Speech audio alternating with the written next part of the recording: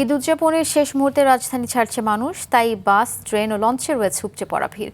সকাল থেকে কমলাপুর থেকে বিভিন্ন রুটে ছেড়ে যাচ্ছে ট্রেন, তবে প্রতিদিনের মতো আজও রয়েছে শিডিউল বিপর্যয়। সেই সাথে বিনা টিকিটে যাত্রী ভ্রমণে ভোগান্তির চরমে বলে অভিযোগ করেন টিকিটধারীরা।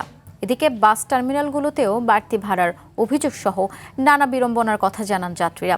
তবে মন্ত্রী জানান, যেখানে অনিয়ম সেখানে ব্যবস্থা নেওয়া হচ্ছে। এ বিষয়ে আরও জানাচ্ছেন বিপুল দেবরায়।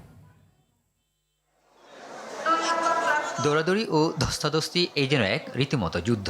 রাজধানীর কমলাপুর রেল স্টেশনের বর্তমান চিত্র এটি। কেউ ট্রেনে উঠছে ধস্তাধস্তি করে, কেউ বা জানালা দিয়ে, আবার অন্যরা ছুটছেন ছাদে করে।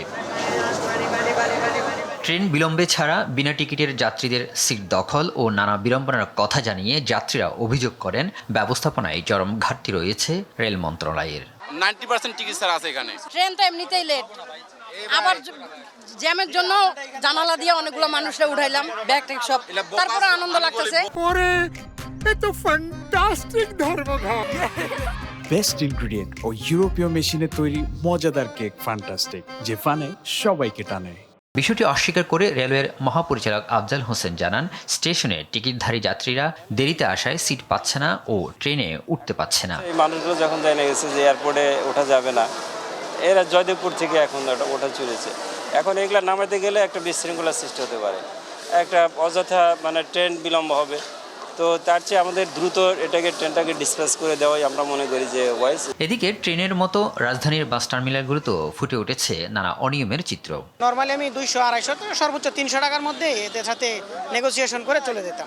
এখন হচ্ছে যে 700 টাকা করে বাড়া যাচ্ছে, তাও একটা কাউন্টারে শুধুমাত্র টিকিট দিচ্ছে। মহাখালী বাস টার্মিনাল পরিদর্শন শেষে সড়ক পরিবহন ও সেতু মন্ত্রী জানান, যেখানে অনিয়ম পাচ্ছে সেখানে ব্যবস্থা নেওয়া হচ্ছে।